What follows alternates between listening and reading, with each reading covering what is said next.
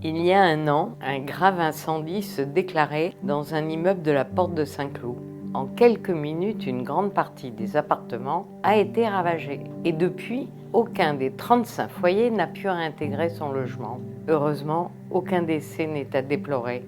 En revanche, les conséquences psychologiques et économiques sont immenses.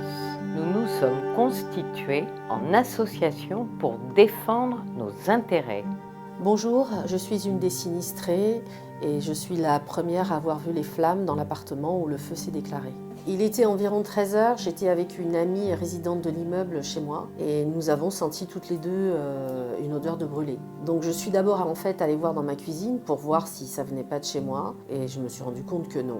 Assez vite on a identifié l'appartement du 4e étage. Le voisin m'a ouvert la porte et je suis rentrée chez lui. Il n'était pas du tout inquiet et en fait quand je suis allée dans sa cuisine, j'ai vu les flammes qui étaient déjà au plafond et donc là j'ai été prise de panique. Nous sommes redescendus et il y avait en fait un petit groupe de résidents qui étaient déjà en fait en bas avec notre gardienne. Nous attendions en fait l'intervention des pompiers.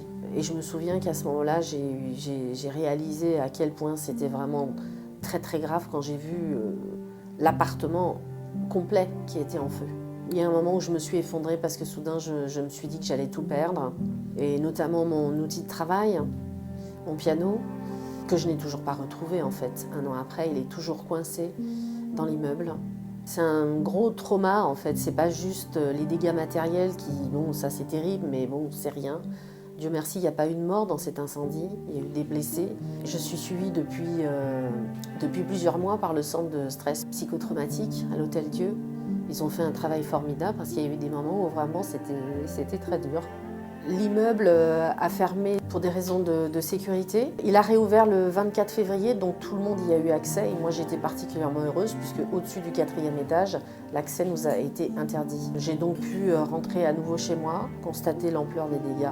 L'immeuble a refermé ses portes au 1er avril et pour l'instant, il n'a pas encore réouvert. Donc je ne sais pas encore quand je vais pouvoir déménager mes affaires, celles que je vais récupérer, puisqu'il y a les 2 tiers de mon appartement en fait qui part à la déchetterie.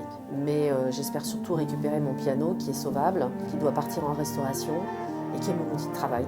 Et j'en ai plus. Merci de votre attention. Vous pouvez nous aider de 3 manières. En relayant cette vidéo, en nous soutenant via Hello Asso, en venant assister à la conférence de presse que nous donnons le 19 juin à 14h30 devant le 16 avenue d'Hôte de la Brunerie, métro Porte de Saint-Cloud. Pendant cette conférence, nous aborderons la prévention des incendies, la mobilisation des services publics et les contrats d'assurance.